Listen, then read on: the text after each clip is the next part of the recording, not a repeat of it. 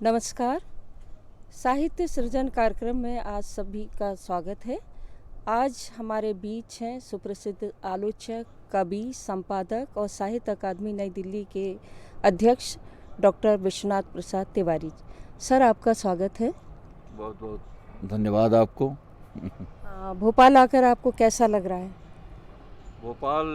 भोपाल आना हमको हमेशा अच्छा लगता है, इसलिए कि भोपाल हमको एक सांस्कृतिक और प्राकृतिक दृष्टि से एक मनोरम शहर लगता है। अच्छा। और जब भी मैं तुलना करता हूँ उत्तर प्रदेश के लखनऊ आदि से, तो मुझे भोपाल सुखद लगता है। भोपाल का साहित्यिक वातावरण, सांस्कृतिक वातावरण और बाकी जो साहित्यिक गतिविधियाँ होती रहती हैं उसमें आप हमेशा आते रहें, तो आपका आना हमेशा हम लोगों को भी अच्छा लगता है। सर, आपने सभी विधाओं में लेखन किया है, चाहे वो डायरी हो, कविता हो, अभी आपकी आत्मकथा आई है और लगातार संपादकीय तो आप लिखते ही रहते हैं। आलोचना पर भी आपका बहुत सारा काम है। तो मैं ये जानना चाहती हूँ कि इतनी तमाम विधाओं में लेखन वर्तमान में आप कर रहे हैं, लेकिन शुरुआत कहाँ से हुई थी? शुरुआत तो हमने कविता से की थी। अच्छा। और मुझे लगता है कि अधिकांश लेखक कविता से ही शुरू करते हैं। हाँ, हाँ। और बहुत पहले जब मैं इंटरमीडिएट में पढ़ता था, जी। तो राम नरेश त्रिपाठी और तुलसीदास के रामचरितमानस से और राम नरेश त्रिपाठी का एक खंडकाव्य था पथिक, हाँ, हाँ। उससे प्रभावित होकर के मैंने 2 कविताएं लिखी थी। अच्छा, अच्छा। तो शुरू कविता से किया था। आप सबसे प्रिय विधा आपकी कौन सी है? किसमें सबसे ज़्यादा आपको लगता है कि आपने बिल्कुल अपने दिल की बात, दिल में जो रहता है, जो भाव रहते हैं, वो आप व्यक्त कर पाते हैं? देखिए, वो तो एक तो कविता जी। प्रथम उसको स्थान देंगे। जी। दूसरे, आलोचना में जो सैद्धांतिक आलोचना है, जिसमें किसी खास विषय पर कोई बात करनी होती है, जी। जिसको हम लोग व्यावहारिक आलोचना कहते हैं, यानी किसी कवि के, लेखक के बारे में नहीं, सैद्धांतिक बात करनी हो, हाँ, हाँ। वो अच्छा लगता है। अच्छा, अच्छा। तो दस्तावेज के आपके जो संपादकीय हैं, वो तो मैंने देखा, पढ़ा हुआ है कि समकालीन जितने भी विषय हैं या कोई वैचारिक चीज़ होती है, तो आप बहुत खुलकर और मुक्त होकर उसमें अपने विचारों को व्यक्त करते हैं। तो आलोचना की क्या स्थिति आप देखते हैं कि आज आलोचना में किस तरह की कमी है या कौन सी चीज़ें आलोचना में रेखांकित की जा रही हैं? इस समय आलोचना की हालत अन्य सभी विधाओं से कमज़ोर है, अच्छा। क्योंकि आलोचक जो हैं वो या तो अब किन्हीं कारणों से प्रतिबद्ध हो गए हैं या मित्रबद्ध हो गए हैं, अच्छा। या फिर उदासीन हो गए हैं। तो हमको लगता है कि आलोचना में इस समय बहुत ज़्यादा मूल्यवान कुछ नहीं आ रहा है। पिछले कुछ वर्षों से तो हमारा अनुभव यही है। पत्र पत्रिकाओं में जो कुछ लेख छप जाते हैं या कुछ एकाध पत्रिकाओं के संपादकीय आ जाते हैं, उनको छोड़ दें तो व्यावहारिक आलोचना अध्यापकीय जैसी हो गई। अच्छा। नहीं, तो ऐसा तो नहीं कि जैसे मैंने कहीं पढ़ा है और ये माना जाता है कि एक अच्छी आलोचना के लिए एक अच्छी रचना की भी ज़रूरत होती है। तो जो आज का जो रचनात्मक परिदृश्य है, उसमें भी यही चीज़ें हों कहीं, ऐसा तो नहीं? आपने ये तो सही कहा कि रचना ही आलोचना को चुनौती देती है, आलोचना को लिखने के लिए प्रेरित करती है। और ये बहुत ही अच्छी स्थिति है कि रचना और आलोचना समानांतर खड़े हों और एक दूसरे को चुनौती दें, जैसे शब्द और अर्थ देते हैं। जैसे कहा गया है कि शब्द और अर्थ जो हैं वो परस्पर स्पर्धी चारुता, इसकी बात आचार्य कुंतक ने की है। उस तरह से रचना और आलोचना खड़े हों तो बहुत अच्छी स्थिति है। लेकिन ऐसा नहीं है। हमारा ख्याल है कि रचनाकार इस समय आलोचना से आगे निकल रहे हैं। रचना चाहे कविता हो, कहानी हो, उपन्यास हो, ये सभी मतलब काफ़ी अच्छे ढंग से मतलब स्थिति में हैं, आपका ऐसा मानना है। अभी आपकी आत्मकथा आई है, तो आप मुझे लगता है आपने कुछ जल्दी नहीं अपनी आत्मकथा लिख दी? नहीं, मैं देखिए आत्मकथा तो बहुत लोगों ने आत्मकथाएं हैं बहुत जल्दी में लिख दी हैं। जी। यानी 25 साल की अवस्था में भी लोगों ने आत्मकथाएं लिखी हैं। हाँ। और रूस में भी वो क्या नाम है, एवतुशेंको, उन्होंने अपनी आत्मकथा थोड़ा पहले लिख दिया था। जी। मेरी आत्मकथा तो 73 वर्ष पूरे होने पर लिखी गई है। हाँ, हाँ। और 73 पूरा होना एक भारतीय आयु विज्ञान के हिसाब से कुछ अधिक ही है। नहीं सर, मुझे लग रहा था कि अभी आप लगातार सक्रिय हैं, लिख रहे हैं और आपकी यात्राएं भी लगातार चलती हैं, डायरी भी आपकी आई है, बहुत ही बढ़िया जो, और आपने जो मास्को वगैरह के संस्मरण लिखे वो तो बहुत ही शानदार हैं बाकी सब चीज़ों। तो आपने इतने देशों की जो यात्रा की है, तो भारतीय परिवेश, सांस्कृतिक परिवेश और वहाँ के परिवेश में आपको क्या अंतर लगा? देखिए, भारतीय परिवेश तो यूरोप और अन्य देशों के परिवेश से अलग है। न केवल प्राकृतिक बल्कि मानसिक भी। भारत का मानस बिल्कुल अलग है। भारत की समाज व्यवस्था,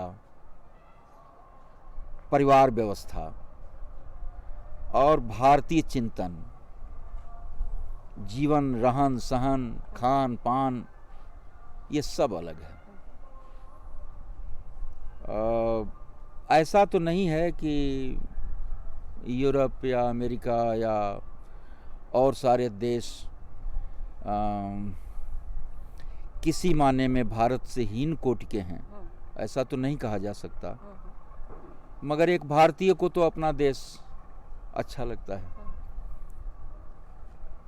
जो मनुष्य की नियति है और जो मनुष्य का संघर्ष है, वो सभी देशों में एक सा है।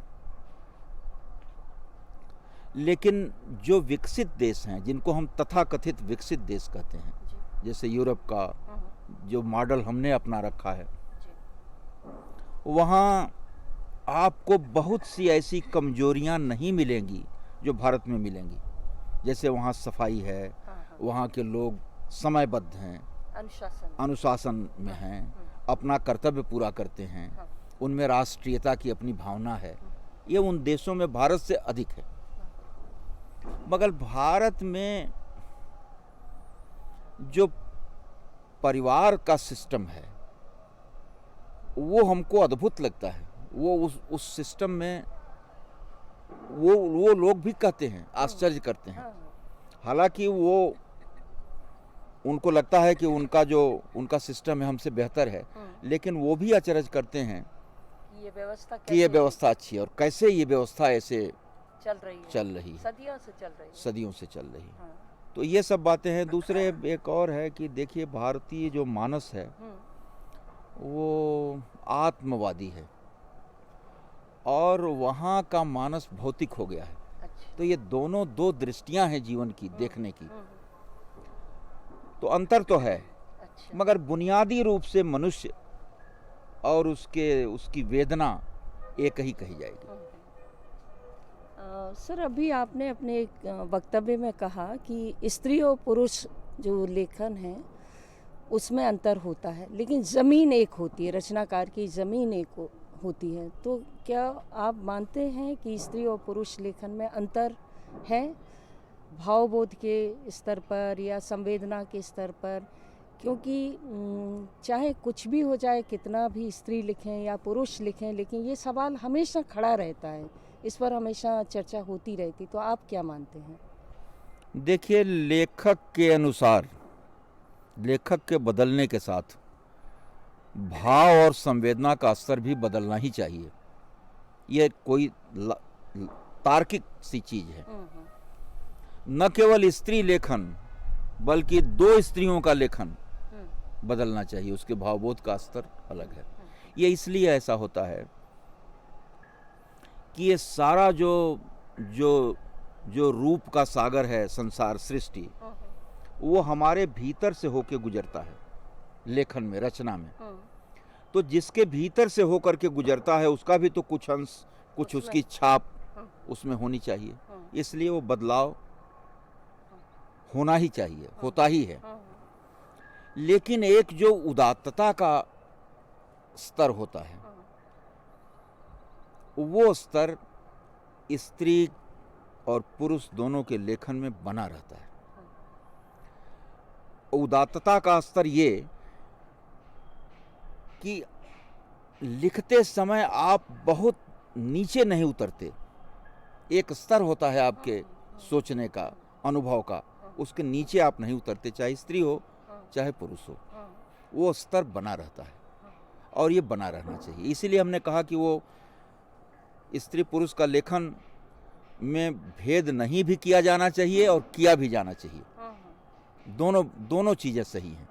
एक कविता स्त्री आपने लिखी है और स्त्री को लेकर लिखी है, वो स्त्री के बारे में ही है। हाँ, एक कविता छोटी सी है, अम्बपाली, वो मैं पढ़ देता हूँ। मंजरियों से भूषित यह सघन सुरोपित आम्र कानन सत्य नहीं है अम्बपाली, यही कहा तथागत ने। झड़ जाएंगी तोते के पंख जैसी पत्तियां, ठूंठ हो जाएंगी भुजाएं, कोई सम्मोहन नहीं रह जाएगा पक्षियों के लिए इस आम्र कुंज में, यही कहा तथागत ने।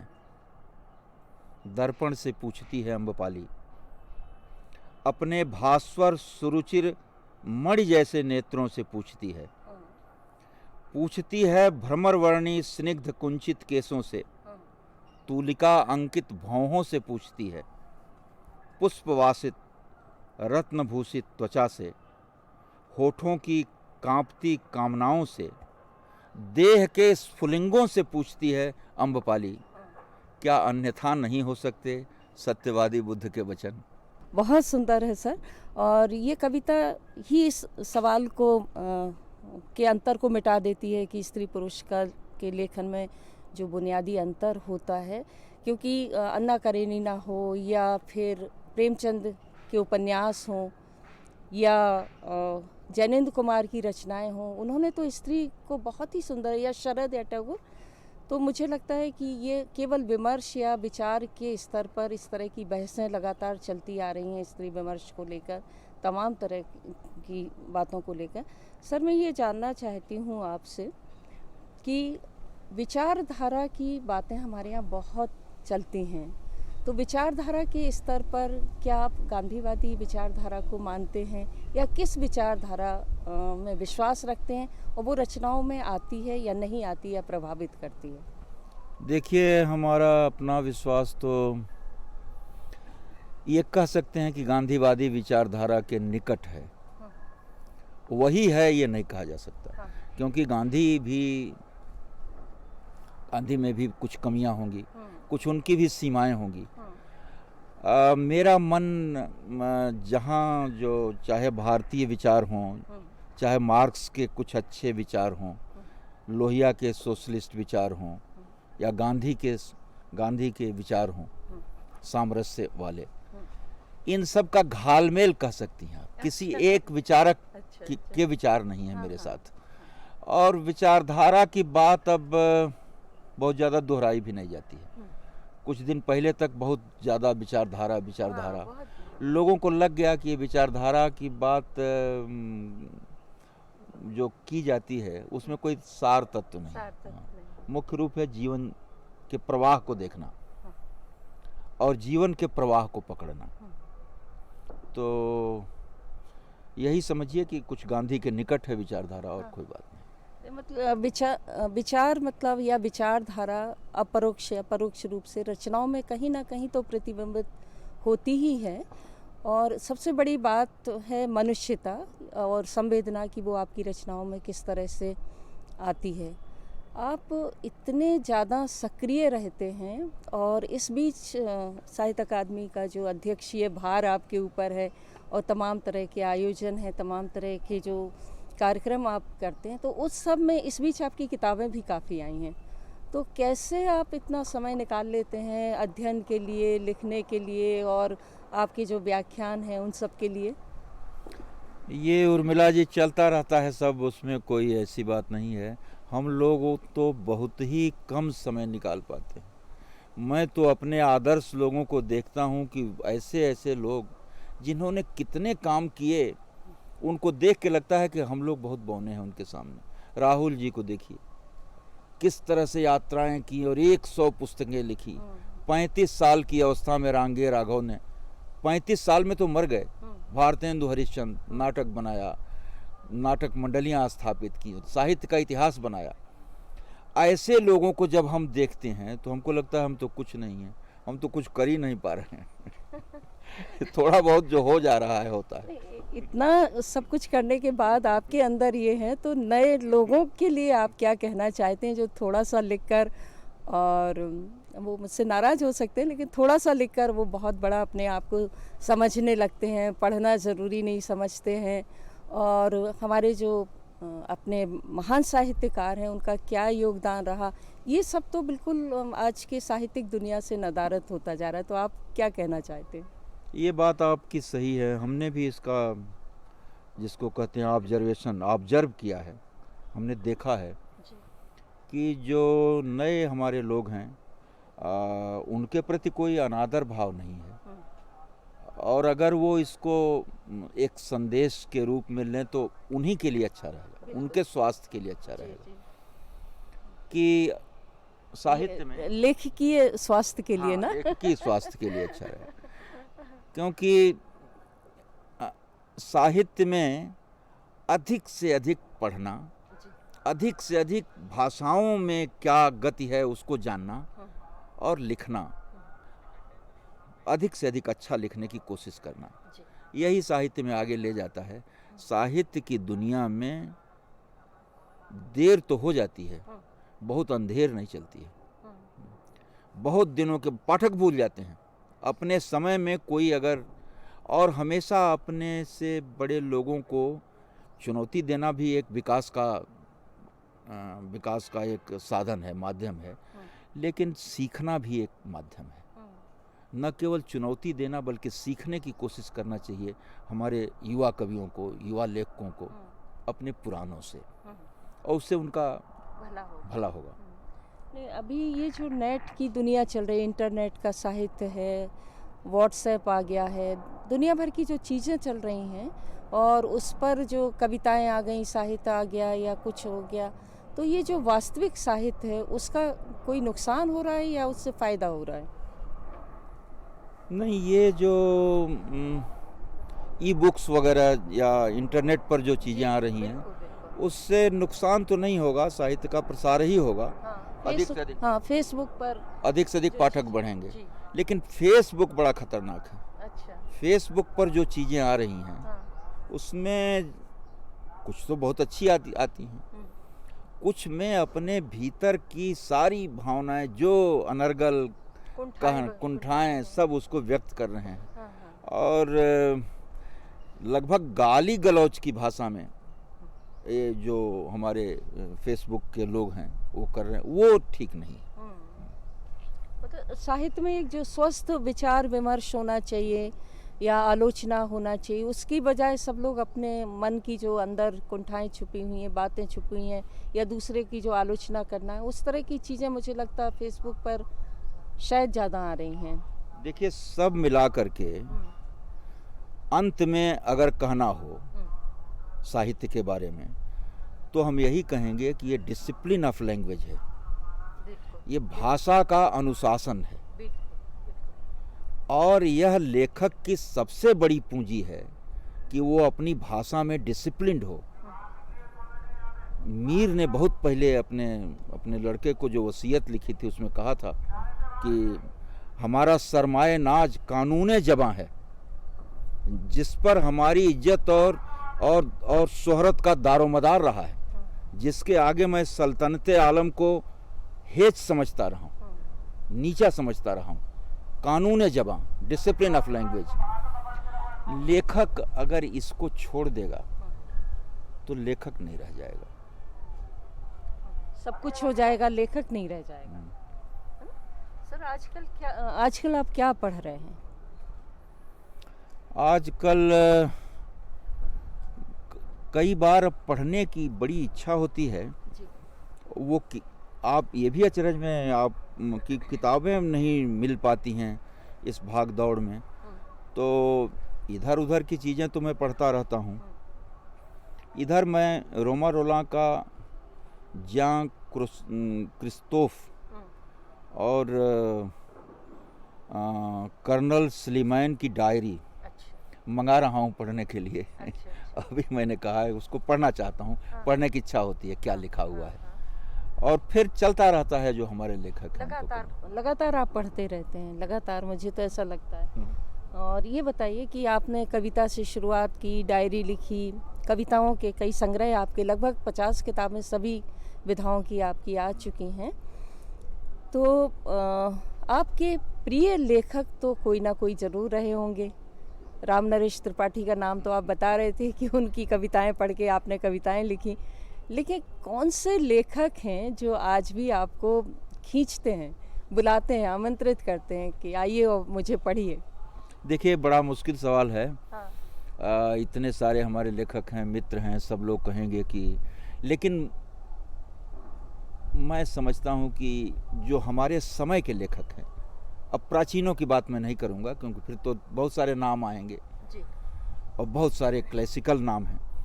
हमारे समय के लेखकों में हजारी प्रसाद द्विवेदी मुझे आकर्षित करते हैं आज भी। उनका उपन्यास भी, उनके निबंध भी, उनकी आलोचना भी हमको आज भी आकर्षित करती है, और मैं उसे अब दोबारा तिबारा भी पढ़ना चाहता हूँ। इसके अलावा एक नाम काफ़ी है। एक नाम काफ़ी है। आप किसी को नाराज नहीं करना चाहते हैं। ऐसा नहीं है, एक नाम काफ़ी है। चलते चलते कुछ शेर या कुछ कविता सुना दीजिए। चलते चलते आपको बहुत शेर याद है? नहीं, क्या अब क्या शेर और कविता सुनावें? चलते चलते हम जिगर का ही, क्योंकि साहित्य का है तो जिगर का ही सुना देते हैं कि अपना पैगाम मोहब्बत है जहाँ तक पहुँचे। तो हम लोगों का साहित्य का पैगाम मोहब्बत ही है और प्रेम ही है जिसको फैलाना है। बहुत अच्छी बातें सर आपने की, और आप लोगों से कोई भी बात करना, किसी भी विषय पर बात करना हमेशा अच्छा लगता है। इतने अनुभव हैं आपके पास, इतना ज्ञान है, इतनी सारी चीज़ें और सारी दुनिया आपने देखी हुई हैं, और वो अनुभव सच में हम लोगों के लिए बहुत बड़ी धरोहर है एक तरह से। तो आपने बिल्कुल छोटे से आमंत्रण पर ये बातचीत की और इतनी अच्छी बातें की, इसके लिए बहुत बहुत धन्यवाद सर। बहुत बहुत धन्यवाद आपको उर्मिला जी कि आप लोगों ने बातचीत का अवसर दिया जो हमारे दर्शकों के सामने जाएगा। धन्यवाद। नमस्कार।